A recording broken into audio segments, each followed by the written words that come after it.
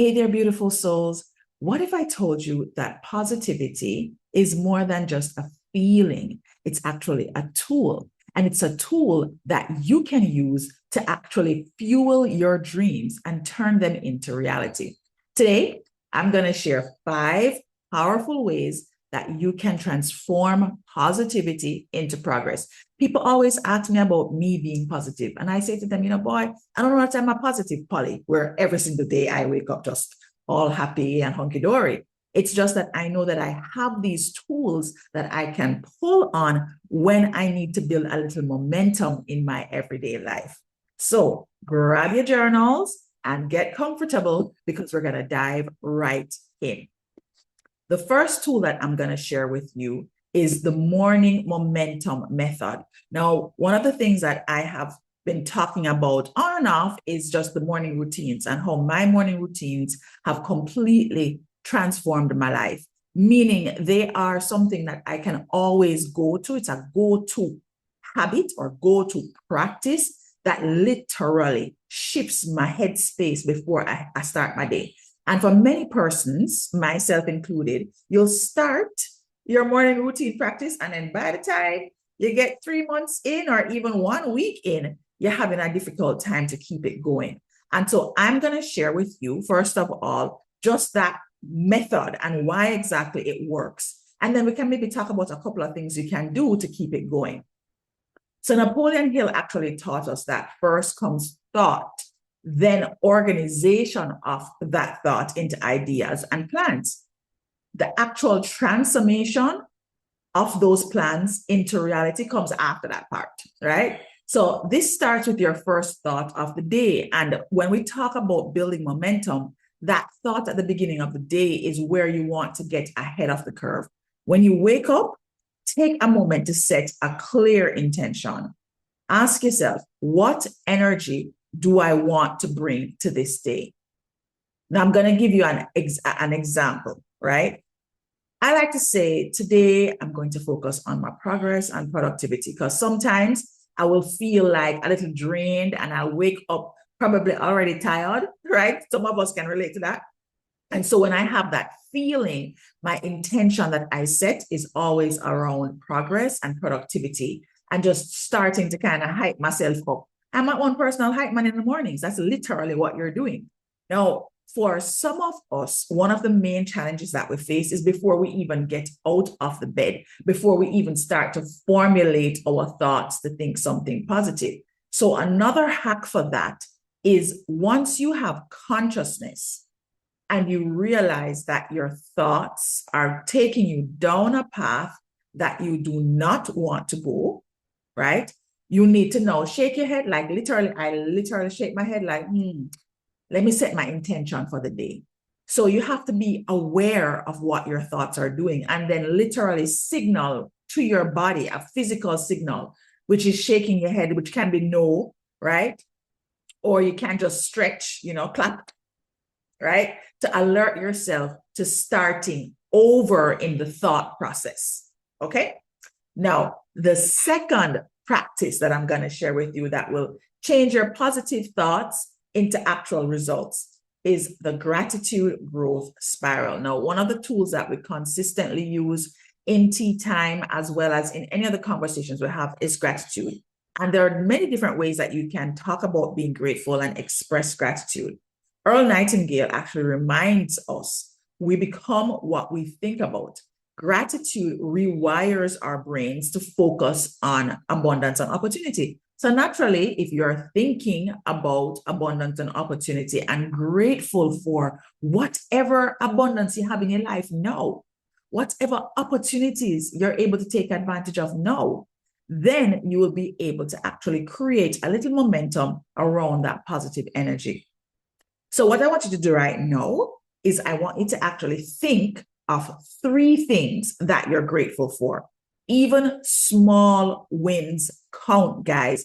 I think one of the things that we've gotten into in this particular time in our lives is everything that has to be big in order for us to be grateful for it. We have to have the job that we desire, the big job. We have to get the big bonus, or we have to have the nice car and the big house or the pretty purse or whatever it is. We have to have that thing in order to decide that we're now going to pause and be grateful.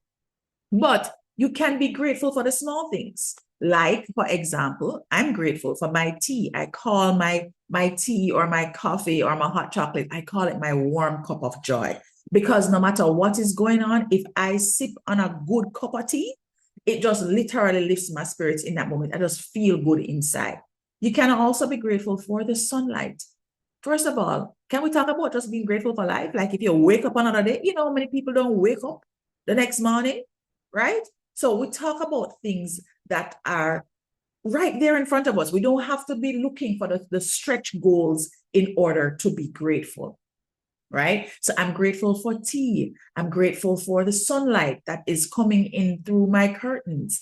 And I'm grateful for you being here today watching this video, okay? So try a quick exercise, get your journal, right? And if you don't have your journal, that's fine. Sometimes I don't have my journal and I just grab a piece of paper, okay?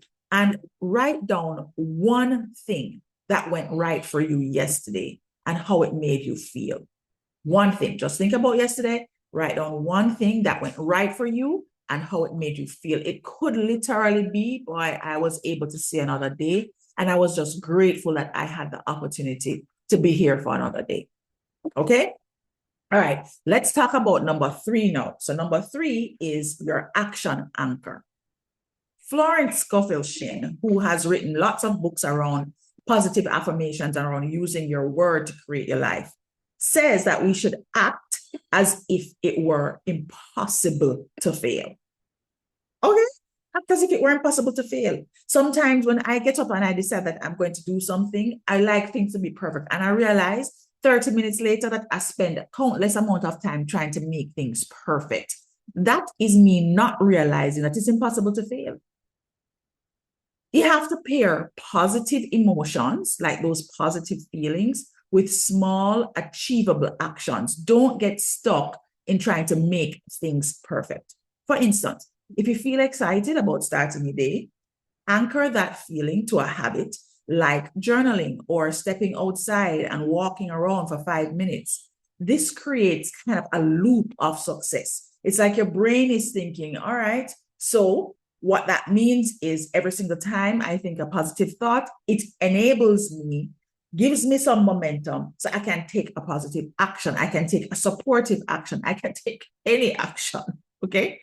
So what is one action that you can take right after you finish listening to or watching this video to keep that positive momentum going?